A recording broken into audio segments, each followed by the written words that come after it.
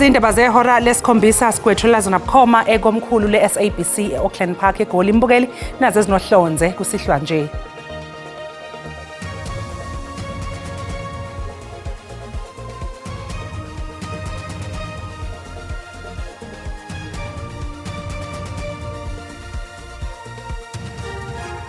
All we can say is just to confirm that he was served with summons to appear today, and then he will then appear somewhere, I think it was the 21st of April. I-NPA iqinisekisile ukuthi sihlinzeke umkhuzo wamaphoyisa kuzwelonke uJenene Fani Masemula ngencwadi emyalela ukuthi avele enkantolo ngenyanga ezayo. Lokhu njengoba bekuvele abasolwa abayi-16 mayelana nethenda leyigidi elatholwa inkampani kaVusumuzi Cat Matlala. The lawyer here is the first time I see him today. He's not been given instruction by me. Hlahliselwe umhlazi 14 kuNhlaba icala libhekene noMathiphandile Sotheni nosolwa ngokuba uShasbamu owabulala uMarius van der Merwe nowafakaza ngaphambi kwekhomishana kaMadlanga ngaphansi kwegama lika Witness D. The main message is that we're tired of not being prioritized in our own country. We're tired of illegal immigrants and we're tired of a government that doesn't listen to us. Inhlangano iMarch and March ihole imashi yokuphikisana nokugcwala kwabokufika abakuleli ngokungemthetho eThekwini ibambisene namaqembu ezombusazwe njengoba ibihlanganisa unyaka yasungulwa.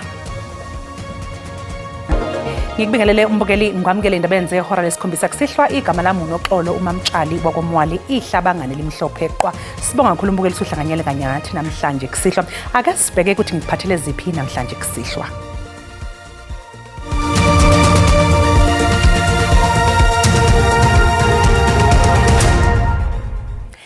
I-NPA iqinisekisile namhlanje ntambama ukuthi umkhuzo wamaphoyisa uJenene Fani Masemula usehlinzekwe ngamasamanisi amfune enkantolo. Ukubizwa kwakhe kulandela ukuboshwa kwabasolwa abayi-16 okubalwa kubo amaphoyisa ayi-14 odabeni lwethenda yeyigidi ezingaphezu kwama300 zamarandi yenkampani iMedicare 24 eyayihlomule ngokwenza umsebenzi emaphoyiseni. Phakathi kwabamangalelwa abayi-16 kukhona kubo onguMajor General, obrigadier abayisithupha, oKhenela abane kanye noyedwa ngukapteni nabanye ke abathile abayizisebenzi zenkampani iMedicare 24 okungekasomabhizinisi uVusumuzi Cat Matlala. Le nkampani yahlomula ngaphandle kokulandelwa kwemigudu efanele ngenkontileka yethenda elikhulu lokwenza umsebenzi ophathelene nezempilo emaphoyiseni kuzona zonke izifundazwe. There is a huge outcry from the public that members of the South African police force who are meant to be their protectors are involved in such criminality. uMatlala akazange agunyazwe ibhayili. Bonke abanye abamangalelwa banikezwe ibhayili esukela ezinkulungwaneni ezingama40 zamarandi kuye ezinkulungwaneni ezingama80 zamarandi nakuba iningi labo likhale kakhulu ngokuthi liphezulu kakhulu leli nani. The court was actually quite surprised by the reasonableness of the state that suggested bail to them of 80,000 and 40,000 rand. The court was thinking that the suggestion would have been very higher.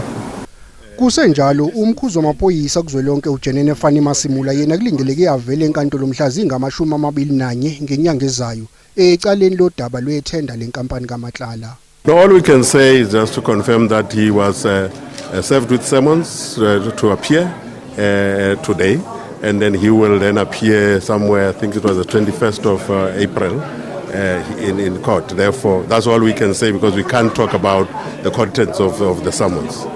Bonke abasolwa abayi-16 bebevele namhlanje bazophinde babuyele kule nkantolo mhla ziyi-13 kuNhlaba.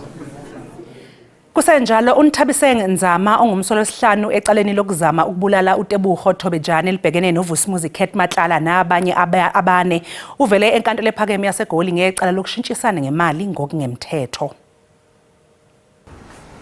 uNthabiseng Nzama wathola imali ezinkulungwane eziyikhulu zamarandi ivela ebhangeni lebhizinisi likaVusumuzi Matlala ngesikhathi okwadutshulwa ngaso uTebogo Thobejane ngomfumfu ka-2023.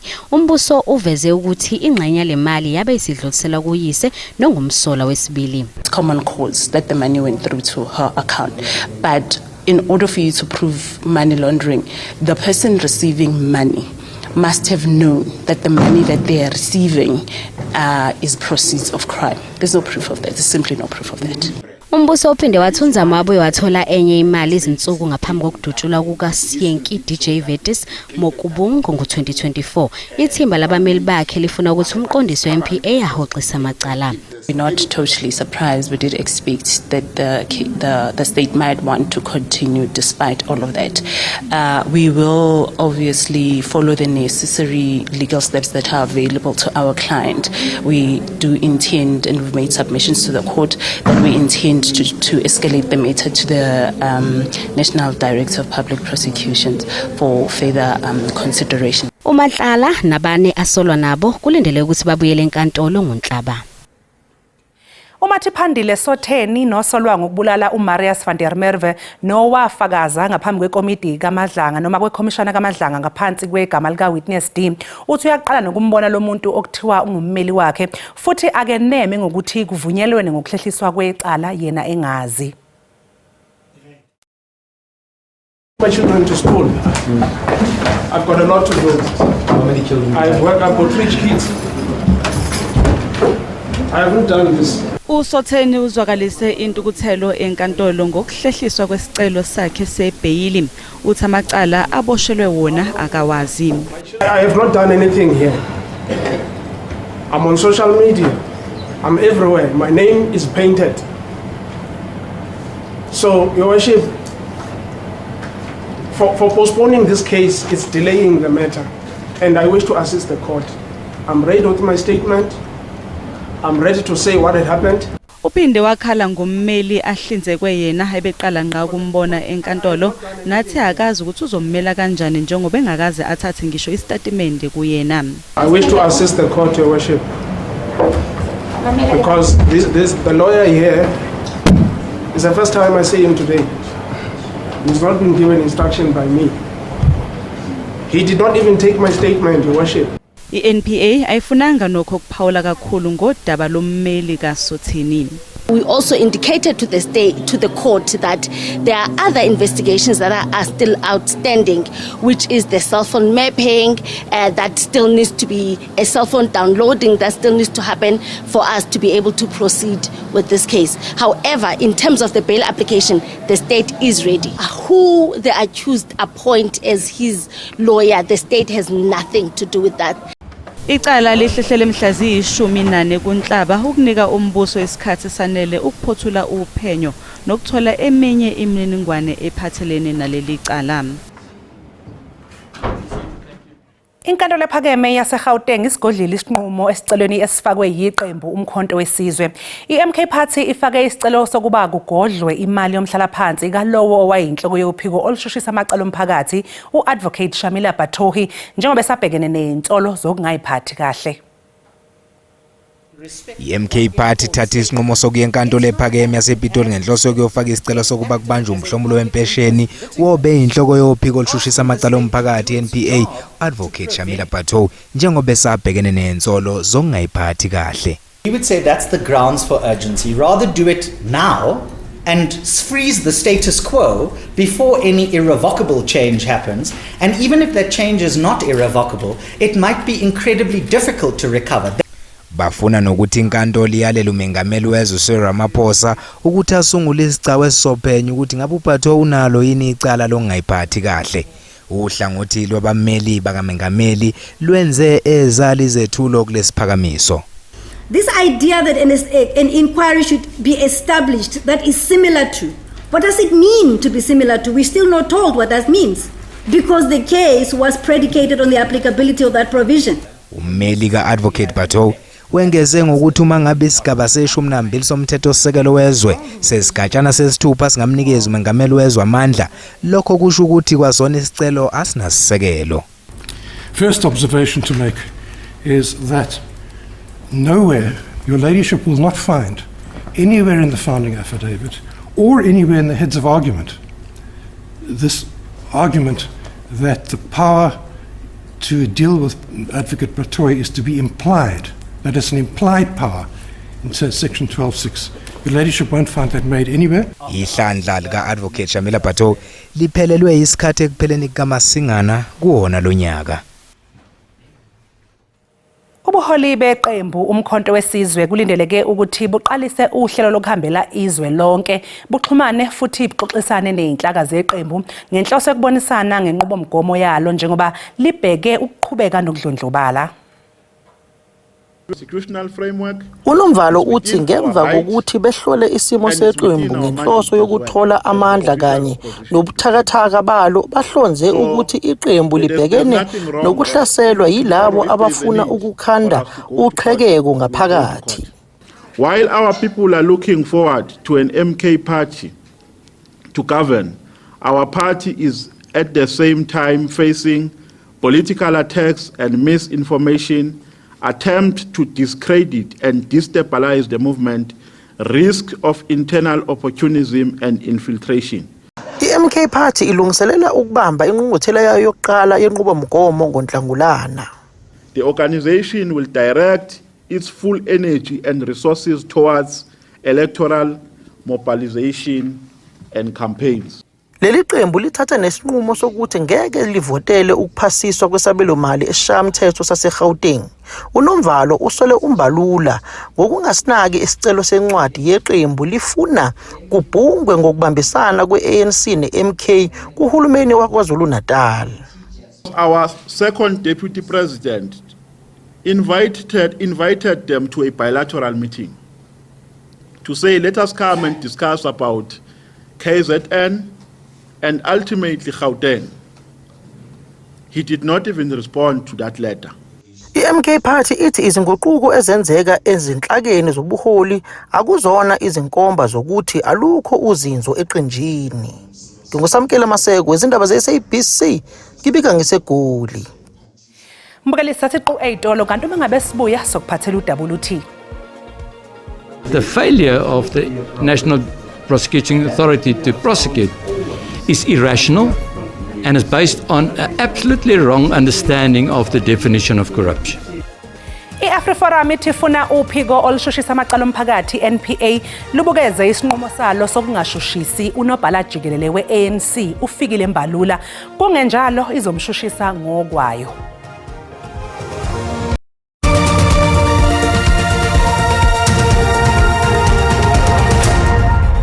Sikubikelele siphinde sikwamukele mbukele uma ungabe usanda kungena sikukhumbuzeke ukuthi lezi indaba zikhona ku YouTube kanjalo no SABC Plus ungena nje kuzo uyicinga amagama athi SABC izindaba na kanjani mbukeli ngiyakuthembisa uzoyithola ngomnjalo bazo.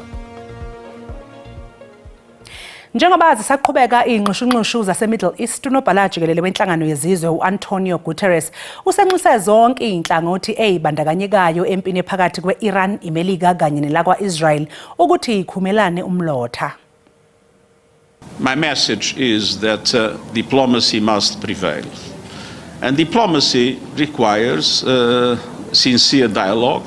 We have mediators that have offered their services.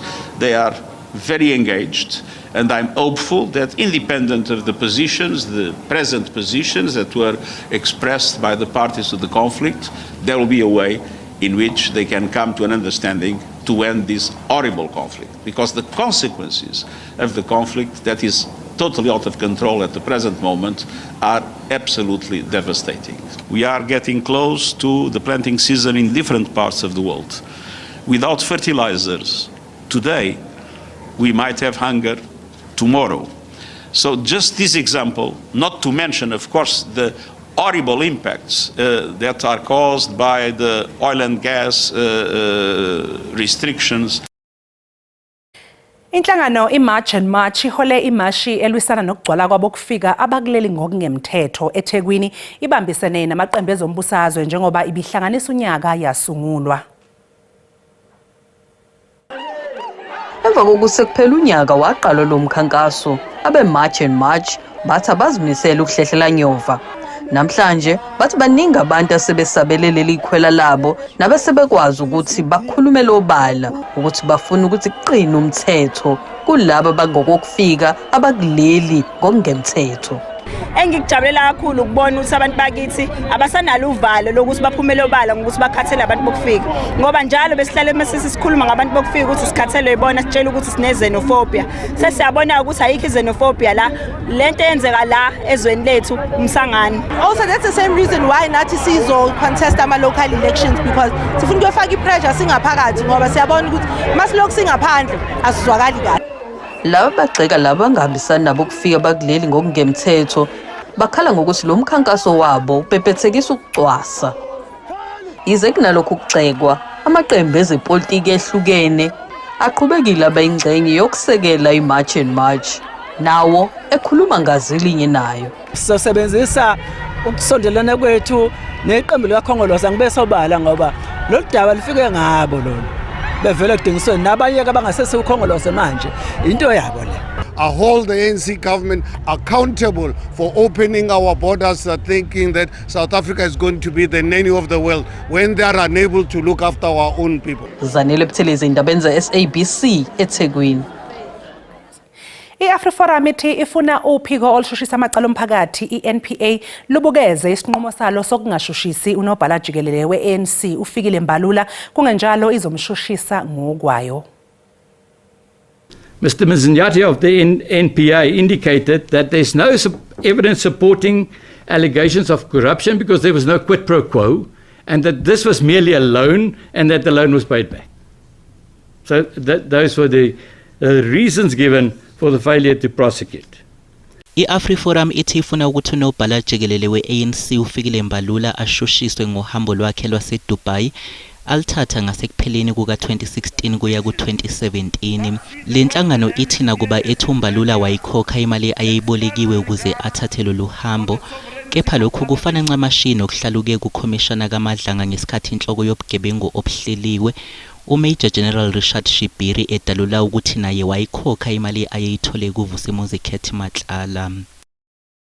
Referred to what was said by Judge Madlanga to General Shibiri, where he said, I suggest to you that once there were these raids, you saw the police were catching on to Mr. Matlala, and you decided that money that had been paid to you, not as a loan I suggest, you should now suddenly pay back to Mr. Matlala so as to make it look like a loan.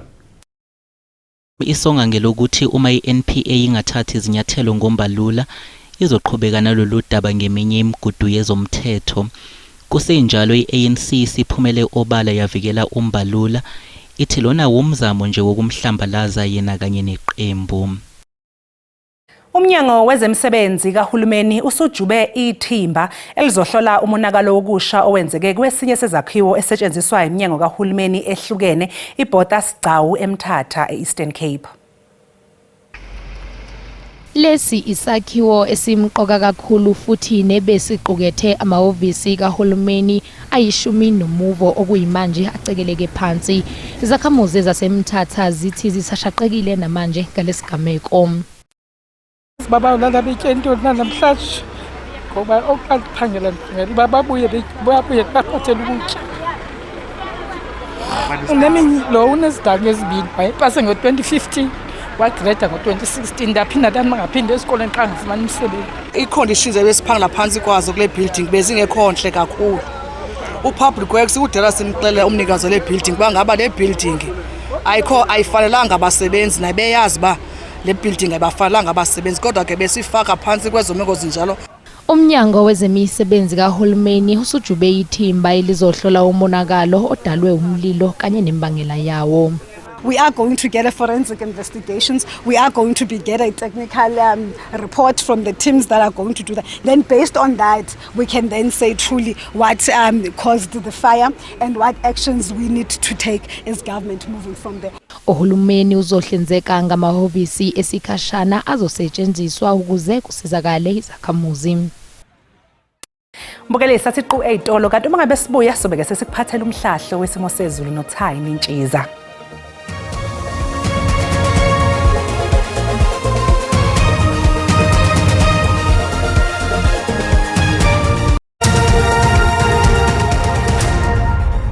Ngenbe Ngibengile babukele emakhaya ngiphinde nginamukele ke isimo sezulu sanamhlanje kusihlwa ke sibethe simi kanje azoqophela nje mbukeli akhona ke nje amathuba emvula nomoya lindelekile nje ikakhulukazi mobheke nje khona ke esifundazweni eEastern Cape ngasho nje ukuthi makhulu kwamathuba emvula lindelekile khona ke esifundazweni eFree State kanti kusasa singaphinde swalindele nje amathuba emvula amakhulu khona ke nje eUppington kuya njalo nje eBloemfontein ngasho nje ukuthi nakhona ke esifundazweni eEastern Cape kuya njalo ke nakhona ke esifundazweni eMpumalanga kanti ke isixwayiso sethu ke sakusasa siphuma lapha kwa South African Weather Service simi kanje uzoqophela nje mbukeli khona ke nje ukuduma ubungozi thana usibuqiniseke nje khona ke eUppington kuya njalo eBloemfontein nakhona ke nje kweli kaMthaniya kanti ke amazinga okushisa aphansi kusihle kakhulukazi empela mabheke nje khona ke eKapa lodumo ngasho nje ukuthi lifudumele ke namhlanje ebusuku ngawo nje u15 ngasho nje ukuthi liyashisa ke mobheke nje khona ke eUppington ngawo nje u20 mobheke nje khona ke eGoli ke Soweto kaNdonga ziyaduma singawulindela nje u16 kanti ke Musina likhahlelisa ingubo ke namhlanje ebusuku ngawo nje u20 lipholile ke nje eMelo ngawo nje u14 eLadysmith singawulindela nje u16 kuya njalo eMgungundlovu limi nje ku18 kanti ke eThekwini singawulindela nje u23 Gqeberha limi nje ku17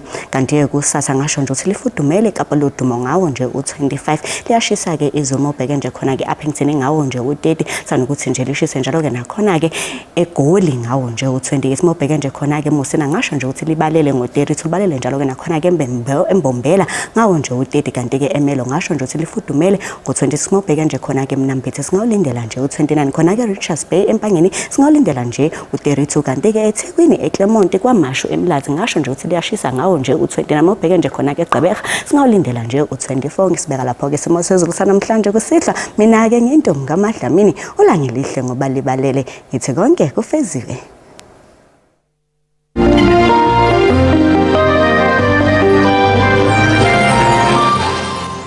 Mbukeli ube nobusuku obuhle usale kahle.